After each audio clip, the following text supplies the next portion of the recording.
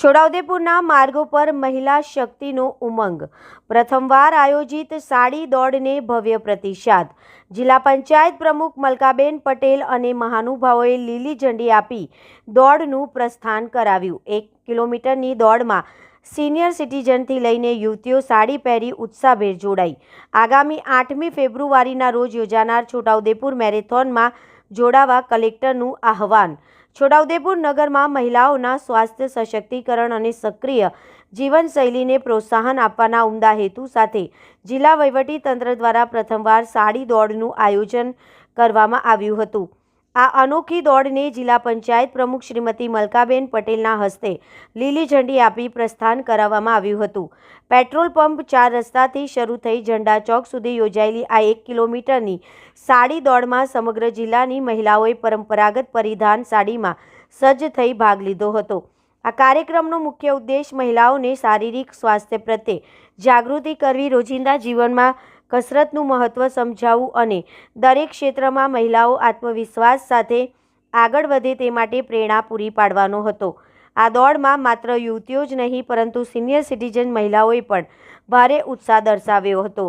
દોડ દરમિયાન વિવિધ કાર્ટૂન કેરેક્ટરોએ મહિલા દોડવીરોનું મનોરંજન કરી તેમનો ઉત્સાહ વધાર્યો હતો. આયોજન દ્વારા મહિલાઓની શક્તિ, આત્મનિર્ભરતા અને એકતાનું સુંદર પ્રદર્શન જોવા મળ્યું હતું.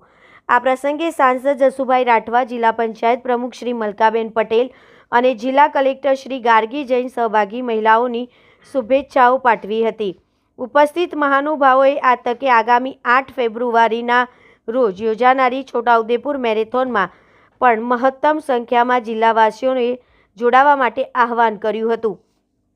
આ કાર્યક્રમમાં ધારાસભ્ય રાજેન્દ્રસિંહ રાઠવા, જિલ્લા વિકાસ અધિકારી સચિન કુમાર, પ્રયોજના વહીવટદાર શ્રી કલ્પેશકુમાર શર્મા, પોલીસ અધિક્ષક ઇમ્તિયાઝ શેખ, મદદનીશ કલેક્ટર મુસ્કાન ડાંગર, નિવાસી અધિક કલેક્ટર શ્રી શૈલેષ કોકલાણી સહિત વિવિધ વિભાગોના ઉચ્ચ અધિકારીઓ અને પદાધિકારીઓ ઉપસ્થિત રહ્યા હતા.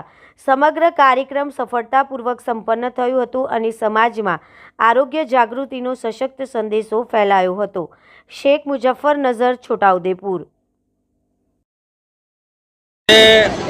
છોટાઉદેપુર જિલ્લાના વહીવટી તંત્ર દ્વારા સાડી દોડ રાખવામાં આવી અને આ દોડમાં હજારો માતાઓએ ભાગ લીધો છે. ત્યારે તમામ માતાઓને હું અભિનંદન આપું છું અને એમણે મહિલા શક્તિનું એક ઉદાહરણ પૂરું પાડ્યું.